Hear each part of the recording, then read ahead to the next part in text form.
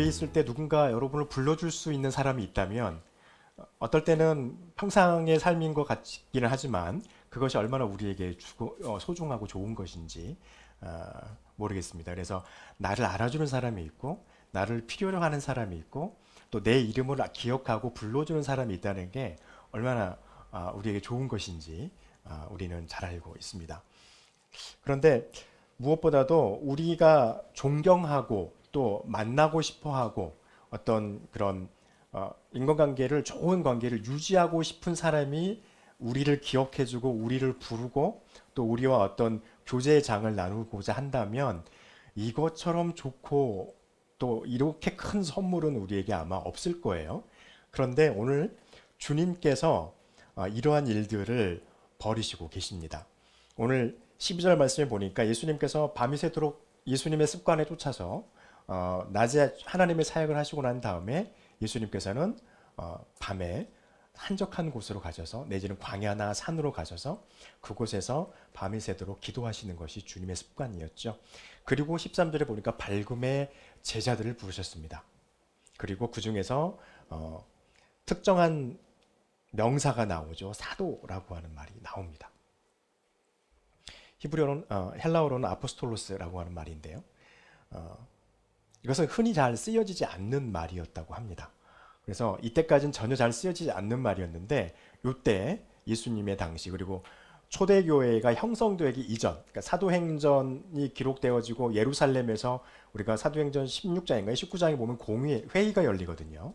이방인에 대한 것 때문에 회의를 여는데 그 회의를 여는 그 시기까지 예수 그리스도로부터 시작해서 교회로 이어지는 그 시기에 가도기적인 다리와 같은 역할을 하시는 분들이 있는데 그분들이 누구냐면 사도예요.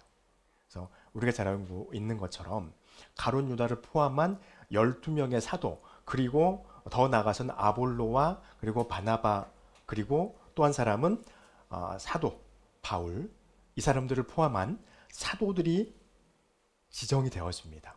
그리고 그들을 주님께서 제자들 중에라고 돼 있잖아요. 그래서 벌써 예수님이 아직 12명도 뽑지도 않았는데 제자가 있었어요. 어떤 사람들이었냐면 세례 요한을 따랐던 사람들. 그 중에서 세례 요한을 따르다가 예수님의 세례를 목격한 사람들이 예수님을 40일 광야 기도를 끝내시고 난 이후 예수님께서 오셔서 선포하시면서 하나님의 말씀을 전하기 시작하셨죠.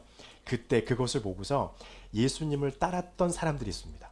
그리고 예수님 곁에는 늘 누가 있었습니까? 수많은 사람들이 있었잖아요.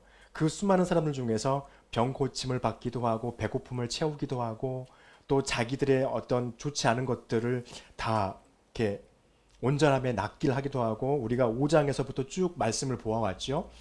베드로를 불렀던 그 사람, 베드로처럼 예수님께서 불렀던 사람들이 있었어요.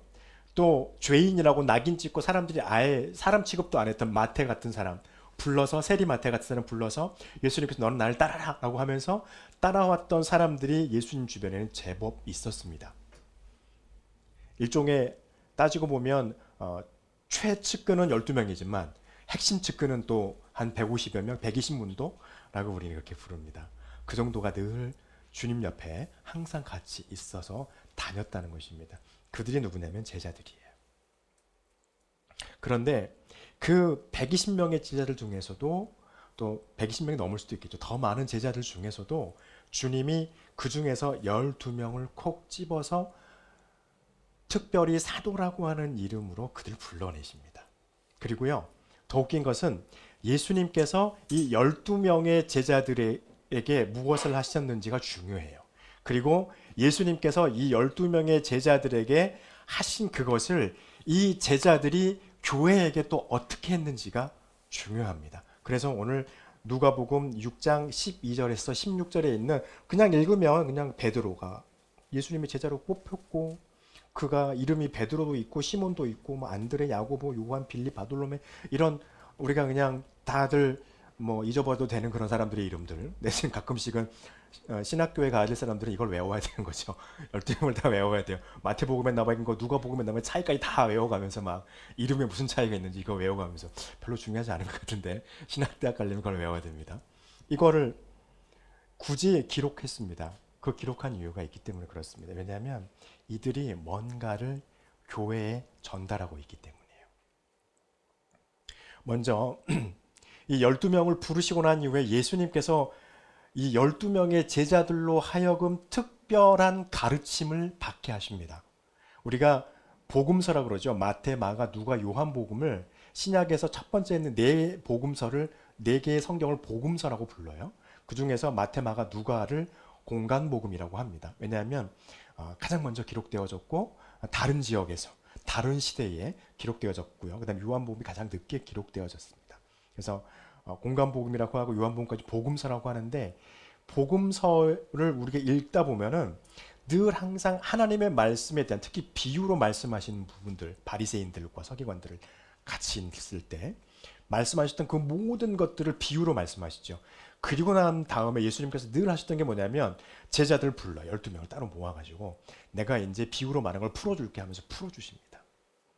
그것을 계속해서 3년의 공생애 동안에 주님이 제자를 사도라는 이름으로 부르시고 난 이후에 계속해서 그들을 따로 양육하고 가르치시죠. 그런 상황 속에서 주님께서 그들에게 하신 첫 번째 것이 뭐냐면요. 하나님의 말씀을 가르치시고 계시다는 것입니다. 제자들에게는 특별한 어찌 보면 이걸 이제 신학대학에서는 목회자 과정이다 이렇게 말을 하기도 합니다.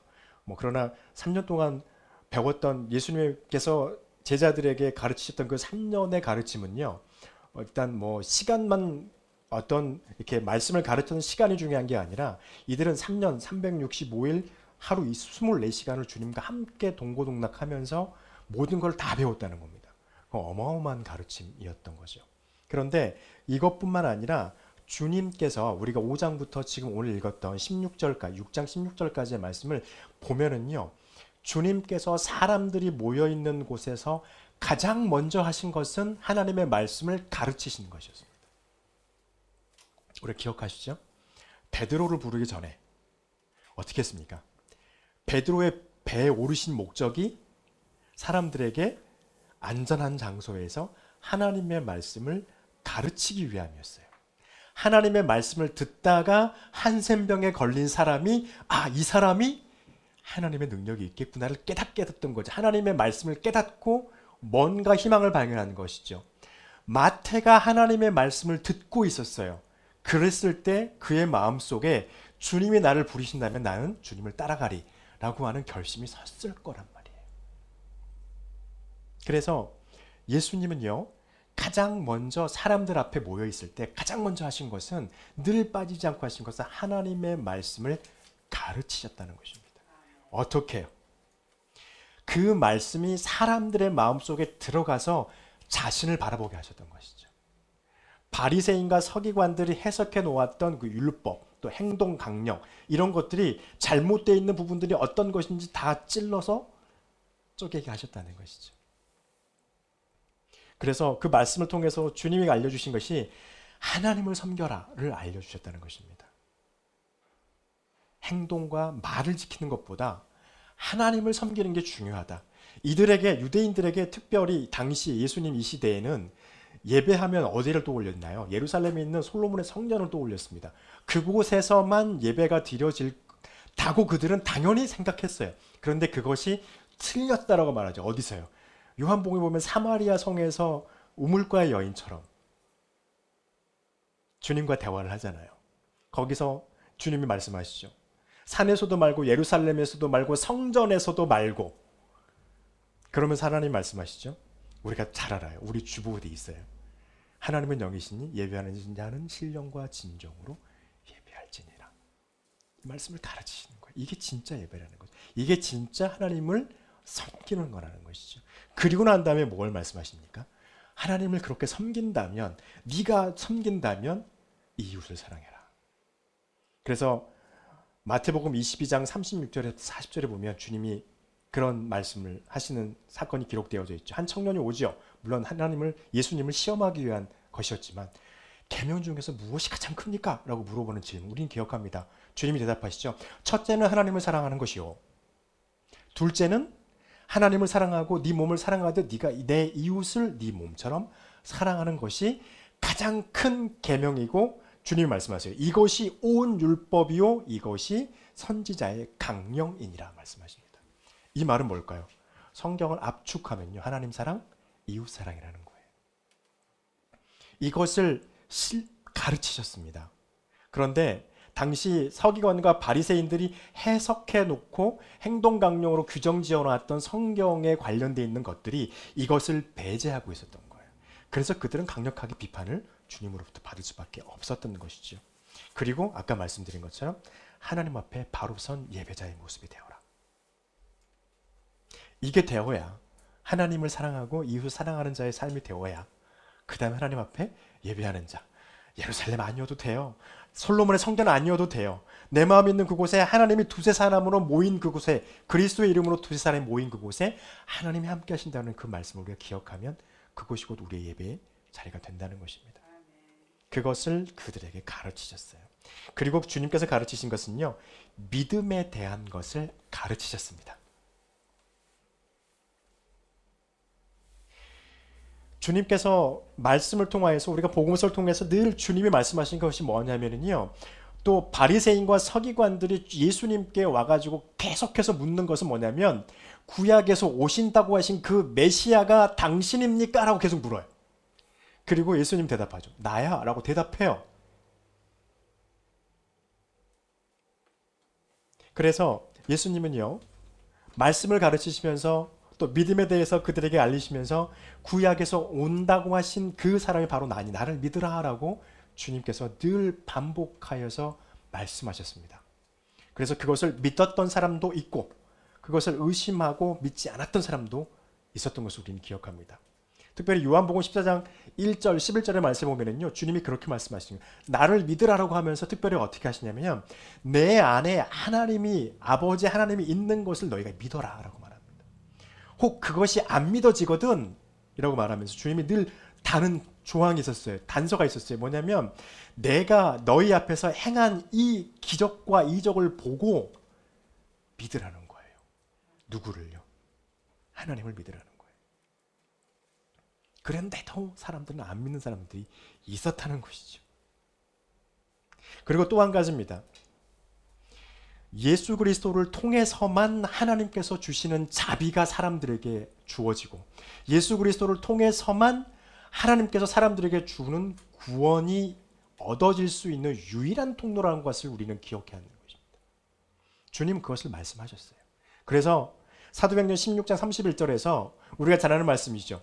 주 예수를 믿으라 그리하면 너와 내 집이 구원을 얻으리라고 말씀을 할 수밖에 없는 것입니다. 그리고 우리는요 보았습니다. 5장에서부터 시작해서 쭉 말씀을 보면서 주님으로부터 나음을 얻었던 사람들, 그 사람들이 주님 앞에 가서 특히 그 한센병자의 그 고백, 주여 당신이 원하시면 당신이 나를 깨끗게 하실 수 있나이다. 엄청난 고백이거든요. 이 고백을 하실 수 있었던 그 사람이 할 수 있었던 이유는 뭡니까? 예수 그리스도의 가르침과 그 말씀하시는 걸 통해서 보니 예수 그리스도 안에 하나님의 능력과 하나님의 권능이 충만하게 있다는 걸 발견했다는 거예요. 누구에게만요? 그분 안에만. 여러분 이것은요. 주님이 그때 당시 사람들에게 오늘날 우리에게도 마찬가지예요. 예수 그리스도를 향한 믿음을 가지라라고 하는 것을 지금도 우리에게 말씀하고 계십니다. 제자들에게도 그렇게 말씀하시고 가르치셨어요. 그리고 주님께서 또 한 가지 보이신 것이 순종의 완성입니다. 이제 약 한 달 후면 이제 부활절이 되잖아요. 이것은 순종의 완성은 뭘 의미합니까? 십자가의 죽음을 말씀하고 있는 겁니다. 예수 그리스도가 이 땅에 오신 이유는 이것이었죠. 예수 그리스도를 우리는 다른 말로 육신을 입고 이 땅에 오신 하나님이라고 말합니다. 근데 그분이 육신을 입고 굳이 이 땅에 오신 이유는요. 구원이라고 하는 십자가의 죽음의 순종으로 말미암아서 인간에게 하나님의 자비와 구원을 허락하기 위해서 그 길을 걸어가시기 위해서 오셨기 때문입니다. 그렇지 않았다면 구원은 완성되지 않았어요.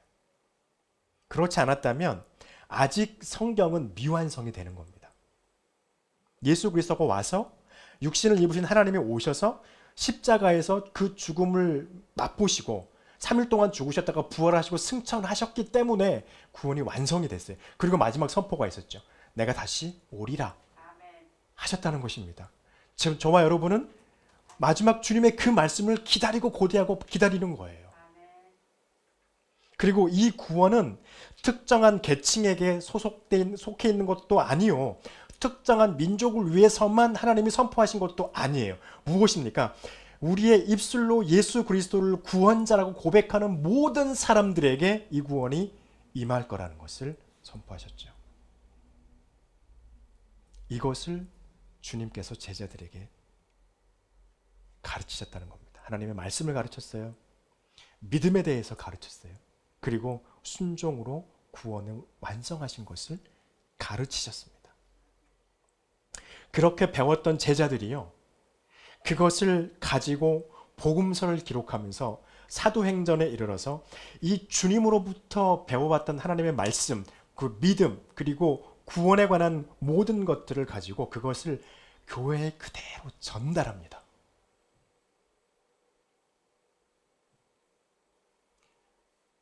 그 조금은 충격적인 부분이기도 하지만요. 그러고 난 다음에요, 이 사도들은 사라져요. 그래서요, 사도라고 지금 누군가 와가지고 내가 사도요, 하나님으로부터 보냄받은 사도요, 그럼 그 사람은 이단이에요. 사도는 교회가 세워진 이후로 하나님께서 그 권세와 모든 것을 이양시켰습니다. 어디에요? 제자들에게, 교회에 이양시키셨습니다. 전달했어요. 주님께서 가르치셨던, 제자들에게 알게 하셨던 그 모든 것을 교회를 통해 전달했습니다. 교회를 통해 전달했는데 그 전달한 목적이 무엇일까요?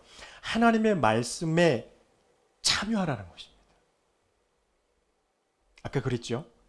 제자들은 예수님으로부터 하나님의 말씀을 배웠습니다. 그리고 믿음을 배웠습니다. 구원의 완성을 들었습니다. 그리고 그것을 믿어야 한다고 하는 것을 깨닫게 되어졌죠. 그래서 사도들은 교회에 그와 똑같이 하나님의 말씀에 먼저 참여해야 되는 것을 알게 하십니다. 이것은요, 하나님의 말씀을 듣는 것이 반드시 필요합니다. 그리고 하나님의 말씀을 우리가 듣고 그것을 가지고 고민하는 시간, 그 고민과 토론과 이해를 통하여서 내가 가지고 있는 하나님의 말씀에 대한 깊이 있는 이해를 더 넓게 깊게 들어가야 하는 그 시간에 내가 참여하는 것이에요. 그것이 하나님의 말씀에 참여하는 것입니다. 이것이 먼저 돼야 돼요. 그러면 표대가 섭니다. 그리고 난 다음에 교회가 하는 것이요, 예수 그리스도를 닮아가야 한다는 것입니다. 이게 제자도의 핵심이에요. 그러면서도 핵심이면서도 가장 어려운 거예요. 왜냐하면 하나님의 말씀을 우리가 듣고 그것을 또 때로는 제자 양육이라고 하는 그 시간을 통하여서 그 말씀을 가지고 깊이 있게 질문하고 고민해 보면서 우리의 삶과 빗대어 보면서 하나님의 말씀을 어떻게 이해할지 우리가 끙끙거리잖아요. 그것은 지식의 차원이에요. 근데 예수 그리스도를 닮아가는 것은요, 그것을 내 삶으로 끌어오는 겁니다. 이게 보통 어려운 게 아니죠. 너무 힘들고 고통스러운 부분입니다. 그래서 이 그리스도를 닮아가는 것을 우리가 앞에서 보았던 말씀으로, 5장에서 보았던 말씀으로 뭐라고 표현할 수 있냐면요, 새 것이 되는 거예요. 사도 바울이 그렇게 말했죠. 이제 옛사람을 벗어버리고 예수 그리스도 안에서 새 사람을 입으라는 거예요. 그것이 새 것이에요. 말씀을 이해하고 깊이 있게 우리가 고민하고 그것에 대해서 이해했으면 그것을 내 삶으로 끌어오는데, 그 끌어오는 과정이 너무 고통스럽고 힘들고 때로는 그것 때문에 행복하죠. 고통스러운데 반면에 그것을 우리가 하나씩 하나씩 이루어갈 때 주님 앞으로 우리의 모습을, 우리의 얼굴을 틀어가는 거잖아요. 주님을 향해서 내 발을 한 발짝 한 발짝 내딛는 과정이잖아요. 그 과정을 이루어갈 때 때로는 그중에 낭망도 하고 좌절도 하고 이루지 못하여서 그것 때문에 끙끙거리며 넘어지기도 할 때도 있지만, 그랬을 때 그것을 이루어가면서 우리는 하나님 앞에 기뻐하기도 하고 감사하기도 하고 눈물을 흘리기도 합니다. 주님 앞에 무릎 꿇고 펑펑 울기도 합니다. 때로는 너무 좋아서 울기도 합니다. 이것이 사도들이 교회에게 주로 주님으로부터 받은, 하나님 예수 그리스도로부터 받은 것을 전달해 준 것이 된다는 것입니다. 그럼 우리는 무엇을 해야 할까요? 마찬가지입니다. 하나님의 말씀을 우리는 잘 듣고요, 잘 배워가며 내 이해력을 깊이 있게 만들기 위해서 노력해야 합니다. 지금은 비록 우리 교회가 지금 주일 오후 예배가 끝나고 1시에 제자 양육을 바로, 성경 공부를 바로 같이 해야 하는데 아직 오미크론의 그 기세 때문에 같이 하지 못하고 있습니다. 아마 근데 뭐 어떤 사람은 이제 뭐 3월 말 4월 초면은 풀리지 않을까 이렇게 말하면 어서 오기를 고대하고 있습니다. 그곳에 우리가 가야 합니다. 왜요? 그 하나님의 말씀에 대한 이해력이 있어야 우리의 믿음의 방향, 우리의 생각의 방향, 우리 가치관의 방향이 정해져요. 또 한 가지는 그것을 통해서 예수님에 대한 믿음을 굳건하게 세워나가야 한다는 것입니다. 하나님의 말씀을 우리가 깊이 있게 상고하고 고민하다 보면 예수 그리스도를 만나게 돼 있어요. 그것이 정상적인 말씀의 공부입니다. 그리고 그렇게 발견된 우리의 믿음을 굳건하게 흔들리지 않게 하고 난 다음에 그 다음에 비로소 우리는 세상에 그것을 가지고 전하러 나가는 것입니다. 아까 교회의 사도들이 교회에 하나님의 말씀의 장에 참여해서 하나님의 말씀을 깨닫고 그것을 가지고 예수님의 삶처럼 닮아가는 그런 것을 우리는 노력해야 되는 것이 교회에 전달되어진 것이라고 했잖아요. 그것을 가지고 세상에 나가는 거예요. 단지 훌륭하죠. 분명히 그분들도 그렇게 하셨을 거라 믿습니다. 예전에 70년대 80년대 했던 것, 주 예수를 믿으라 그러면 너와 내 집이 구원 얻으리라 했던 것, 최권동 목사님 말을 못하니까 일제시대에 예수 천당 불신지옥, 그분이 할 수 있는 최선이었죠. 그때는 그게 통했습니다.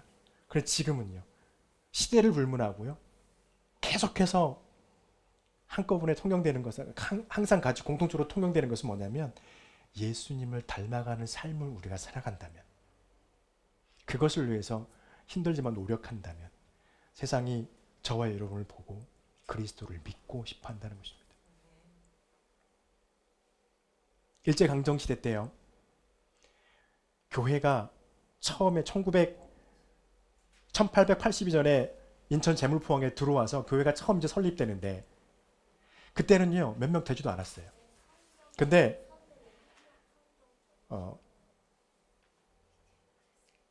어떤 시점을 통하여서 교회가 갑자기 부흥을 합니다.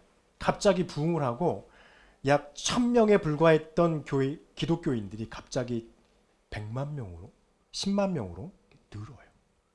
100만이군요. 1000만 구령운동을 했는데 100만으로 확 는 거예요. 몇 배가 는 거죠. 그런데 그때 가장 큰 원동력은 무엇이었냐면 교회가 애국적이었고 교회가 독립투사에 대한 간접적인 지원과 치유의 법권 지역으로서 그들을 테두리 안에서 보호해주는 것도 많이 했었지만, 그것보다 더 중요한 것은요, 예수님을 믿고 있었던 사람들의 생활 습관과 모습이었습니다. 하나님의 말씀대로 살아가려고 끙끙거렸어요. 그래서 세상의 동네 사람들이 그들을 보고서 인정해 주는 것이었습니다. 그래서 한국교회가 한국전쟁을 치르고 난 이후에 1960년, 70년대를 거치면서 기하급수적으로, 그래서 지금 명실상부 대한민국 그러면 기독교 국가라고 말을 할 만큼이나 큰 부흥을 이뤘던 것이죠. 그건 뭡니까? 주님을 닮아가는 삶 때문이었습니다. 그리고 난 이후에 우리가 해야 될 게 이것입니다. 교회를 굳건하게 지키는 것입니다. 사도들이, 주님의 12제자들이 예수님으로부터 배웠던 그것들을 교회에 전달시킨 이유는 무엇이겠습니까? 교회가 굳건하게 서 나가는 것을 위해서였습니다. 언제까지 서야 하는 것입니까? 주님께서 이 땅에 오시는 그날까지 서는 겁니다. 그리고 마지막으로는요, 우리의 믿음 속에 한 가지 가지고 있어야 될 것이 있습니다. 세상에는 종말이 반드시 있다 라고 하는 것을 주님은 말씀하고 계십니다. 여기저기 어디 있다 대기도 너무 많이 있으니까 잘 아시죠. 그때가 되면 어떤 징조가 일어날 것이다, 주님이 말씀하시죠. 제자들이 물어요. 그때가 언제입니까? 아무도 모른다는 거예요. 도적같이 말이라. 오직 아는 분은 한 분이시니 하늘에 계신 아버지 하나님뿐이다 라고 말씀을 하셨습니다. 그 마지막 종말에 오게 되면 어떤 일이 벌어지나요? 심판이라고 하는 것이 임하게 된다는 것입니다. 여러분, 근데 이 심판이요, 무서운 것일 수도 있지만 저와 여러분에게는 너무나도 행복한 순간이 된다는 것입니다. 왜요? 우리를 올가매고 있는 죄라고 하는 그 오염 물질이 우리로부터 완전히 제거되는 날이기 때문입니다. 그래서 우리는 성경에서 말하고 있는 것은 참 자유함을 누리게 되는 거예요. 그리고 하나님의 나라에 들어가게 되는 것이죠. 그래서 성경은 말합니다. 그때 너희가 영생을 얻을 것이고 그때 너희가 하나님과 함께 찬양하며 그의 나라에서 영생을 누리리라 말씀하고 계시잖아요. 그래서 우리에게는 그 시간이 행복한 시간입니다. 그러나 반면에 마지막까지 믿음을 잡지 못하고 그리스도를 영접하지 못한 그들에게는 이 시간이 참으로 두려운 시간이 되어지겠죠. 여러분, 이것이 우리가 현대를 살아가면서 교회 안에서 하나님 앞에서 우리가 가져가야 할 우리의 믿음입니다. 그리고 이것을요, 우리는 또다시 어떻게 해야 되냐면 세상에서 아직 예수 그리스도를 인정하지 아니하고 믿지 않은 자들, 그리고 우리의 자녀들에게 다시 이것을 전달해 주는 것입니다. 그래서 저와 여러분은 하나님의 말씀을, 또 예수 그리스도를 믿는 믿음을, 십자가를 통한 하나님의 구원이 우리에게 있음을, 세상에 종말이 있어서 그 종말에 하나님의 심판이 있을 것임을 우리는 가지고 우리 마음속에 갖고 이것을 전하는 믿음의 전달자가 되시기를 간절히 축복합니다. 기도하겠습니다.